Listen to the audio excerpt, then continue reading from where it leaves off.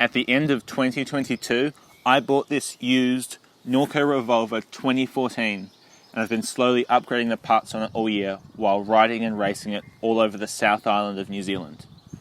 So how did it perform? What were some of the pros and cons of riding and racing on a 10-year-old mountain bike? And what were some of the best value for money upgrades I put on this bike during my time riding it?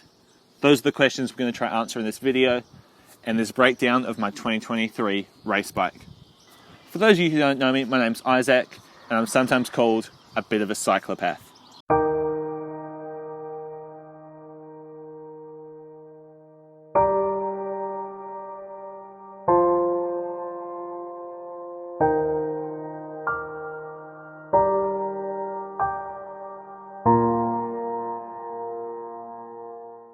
Before we get into the pros and cons of riding a 10-year-old mountain bike, let's do a breakdown of what we have on the bike now.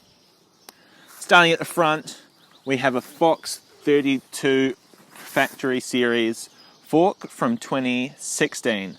I picked this up for $200 on Marketplace and replaced the original stock RockShox Recon 80mm fork on there. The wheels, front and back, are MD23s from Alex Rims and replace the MD21s that came on the bike. They have steel spokes with a Novatec front hub and a SRAM non-boost XD rear hub. Both the hub spacings on this bike are non-boost. The bars and stem are from Bontrager. They came off my old Trek Marlin as well. I found I really liked the fit of them, and they were much better than the really short bars that came on the bike. I moved the stock grips inside of the brake, so I had a place to rest my arms comfortably and had multiple positions to ride in.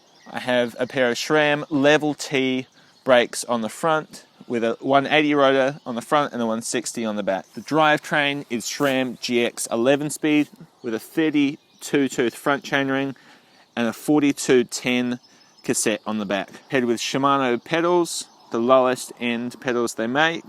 I found they work really well. Still in the cockpit, we have a Granite Designs Stash multi-tool in the top cap with the Stash tools in the both bar ends as well, the chain breaker and the tyre plug kit.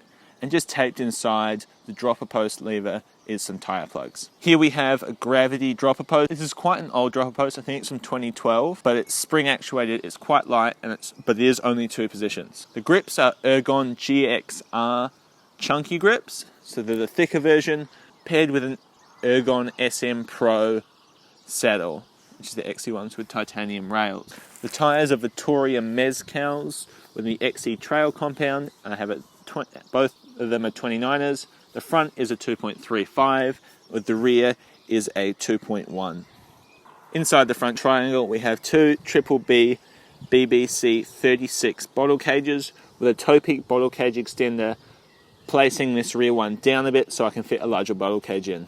Now that we have an overview of the bike and its components, let's get into the pros and cons of buying a 10-year-old bike and components. Starting with the pros. The first being, it's cheaper to replace some of the older components, specifically this SRAM GX 11-speed drivetrain.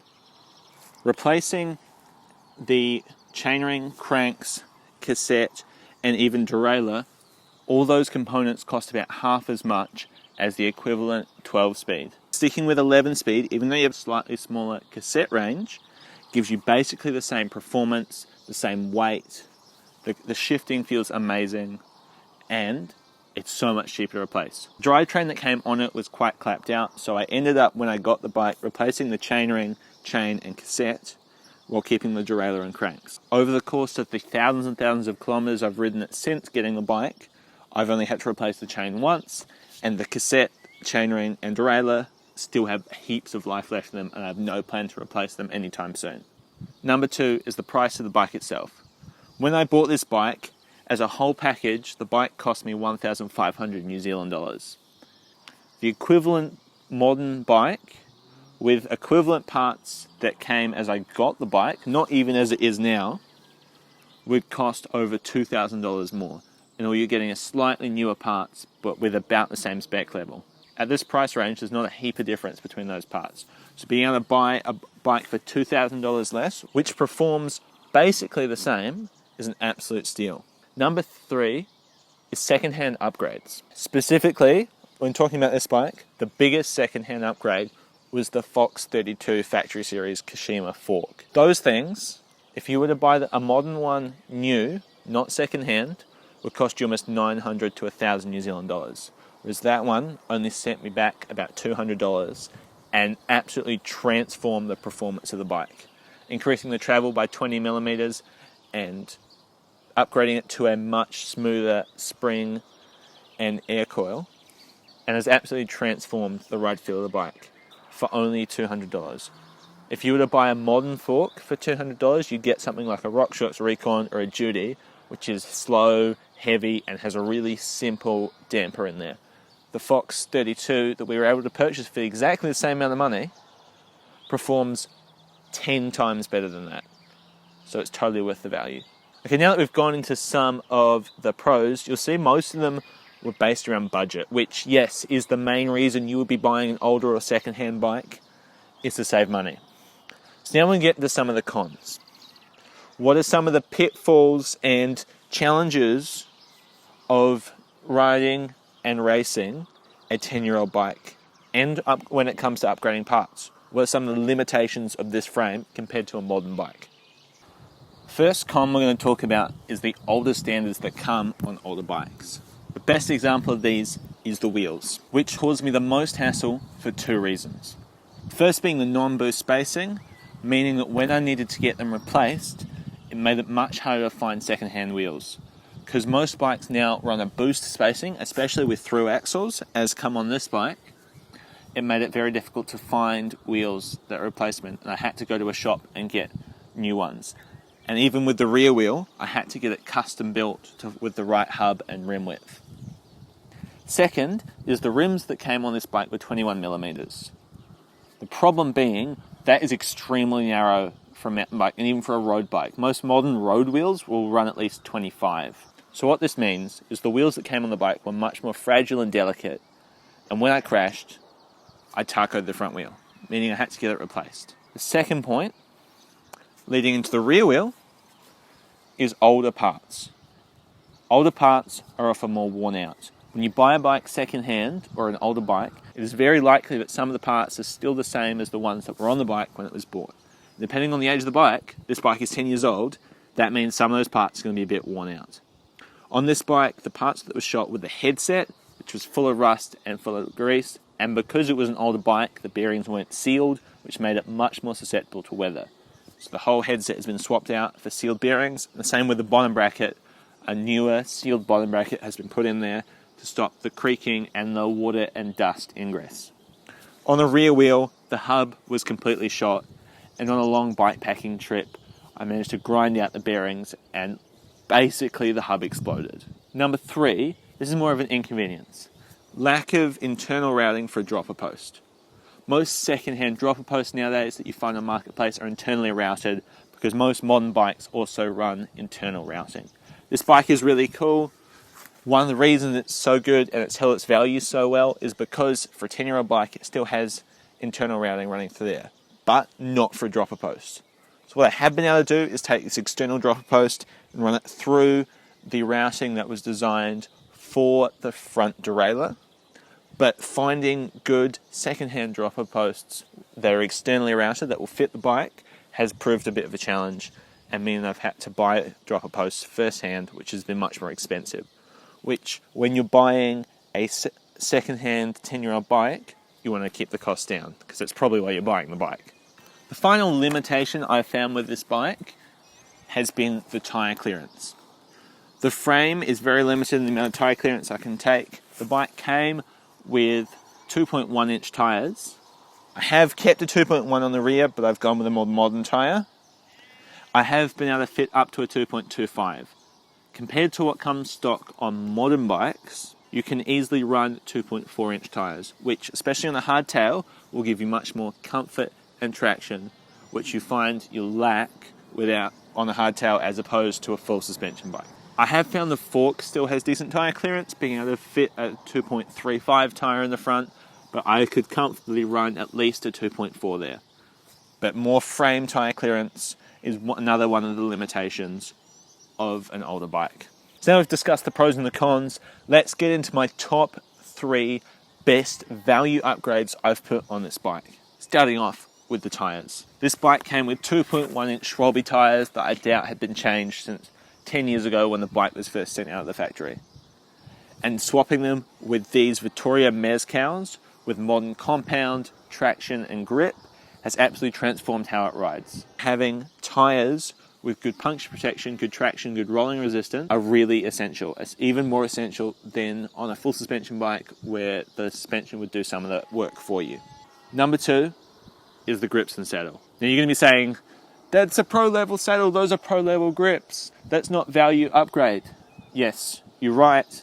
They are probably not the cheapest upgrade, but here's a but. If you look in the right places, you can find products like this for a much more affordable price, especially if you're willing to wait a couple weeks for overseas shipping.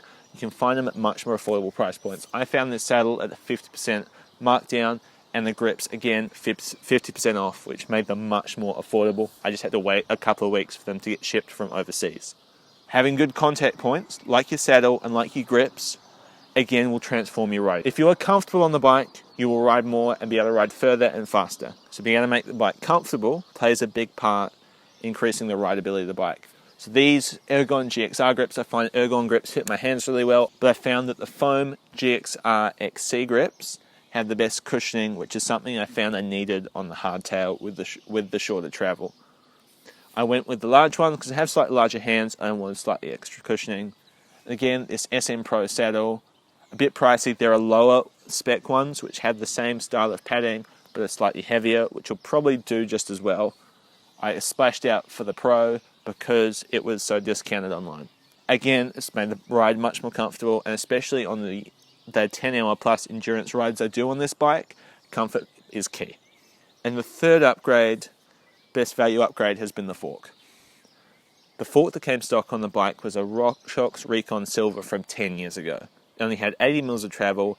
To start with, it looked ugly. It also performed terribly. I could have gotten the fork serviced and had it running quite well, but it was a fairly heavy fork with a fairly simple damper in it. So I chose to save that money that I would have spent on servicing the fork to wait until I could find a better value upgrade. This wasn't the only one I found. There was a RockShox Sid World Cup that was up for a similar price, and it really goes to show what happens when you have older standards like the non-boost through axle. Lots of people don't run those anymore, so they'll often be up for quite cheap. So you can get really well-performing parts for quite a lot of value. So $200 for the New Zealand for the fork. I still think the tyres and the contact points made much more difference to my overall comfort on the bike. But the fork was definitely an upgrade. Now that I have it, I wouldn't go back. Overall, this bike has performed amazingly this year. It's tackled every race and ride I've thrown at it, from Black Trails in Alexandra to racing Coronet Pete South Island Schools Championships. And personally, I just love how it looks and feels. It's fit me really well. The parts I've put on it has made it perform and punch well above its weight. And it's just been an amazing experience riding this bike. Unfortunately, the frame has developed some cracks in the seat tube and near the derailleur hanger due to a crash I had about a month ago. So I have to be retiring this frame. I'll be building up a new, slightly more modern frame with most of the same parts to ride and race in 2024, and there'll be a video coming on that in about a month or so. I'm also getting a new road bike for next year. So if you enjoyed this video or you got some value out of it and it's helped you make a decision about buying a new bike or a used bike, I appreciate if you like and subscribe. If you made it this far, you probably got something out of the video. So most people don't make it this far. But thanks for watching. Like and subscribe. I'll see you next one. Cheers.